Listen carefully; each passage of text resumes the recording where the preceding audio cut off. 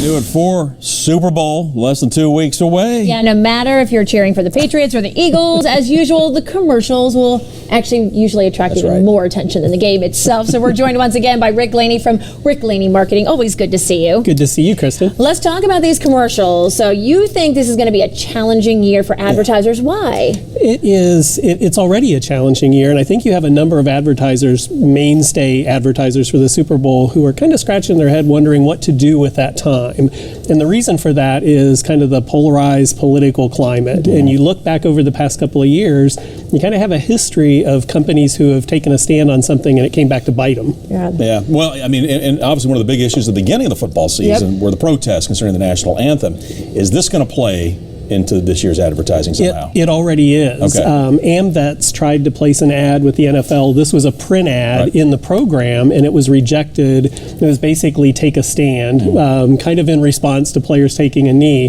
The funny thing about that is you've had protests on both sides. You had people who protested the NFL because they supported those players, and you had people protesting the NFL for not coming down hard enough on them.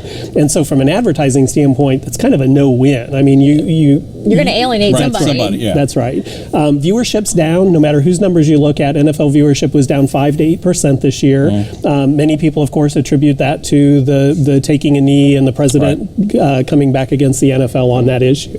Any examples from years gone by of political ads that really haven't fared too well? There's actually a pretty long list of those, Kristen. Some that come to mind quickly. Audi had a commercial called Daughters. Got a lot of talk. It was widely applauded as a strong political ad. And within a day or two, folks realized that Audi didn't have the best track record when it came to pay equality, gender equality. I think within 2 days of the Super Bowl, that ad had more dislikes on YouTube than it had likes.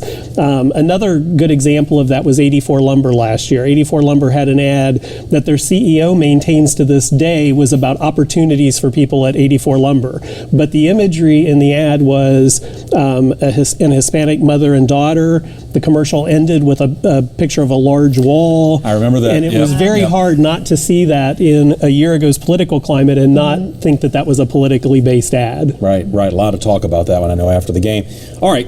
So with all that said, what's going to be the trend this year then? What are we expecting to see? Have you seen some of them so far? I have seen some. One of the trends is that companies aren't leaking those spots as early as they have been. There are a few floating around. You're seeing a lot of teasers for ads where they've released videos, not of their commercial, but about their commercial. So you're seeing some teasers, but not full commercials like we have recently.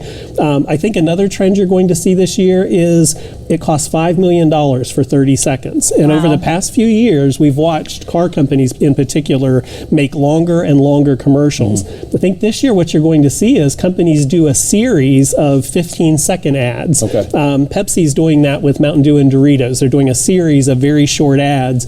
Same money, just a different allocation. You have a longer period of time during the Super Bowl that you're making an impact and having a touch point. But I think in terms of the content, you may see some companies play it a little safer this year than in recent years. Any company you think might stand out? Any insight as who we should be keeping our eyes out for? You have some companies doing some interesting things. I mean, the M&M spot, they've released part of that. Danny DeVito essentially swimming on his back in a pool of chocolate. You can't really go wrong with Danny DeVito in a pool of chocolate. Pepsi has released some things. They're bringing back Cindy Crawford, only this time with her son. And so I think you're going to see some interesting and heartwarming spots. You will probably see some controversial spots. I mean, companies like to have an impact. I think what's going through their mind right now, though, is if we're going to take a stand on an issue, it better be a sincere stand because otherwise it backfires. It does. We'll see. Got about a week and a half to go. Yep. And as always, we'll be back, I think, the day after to recap. That's one of the best days of the year. The good, the bad, and the ugly. Rick, thank you. All right, everyone. Still to come here at 4.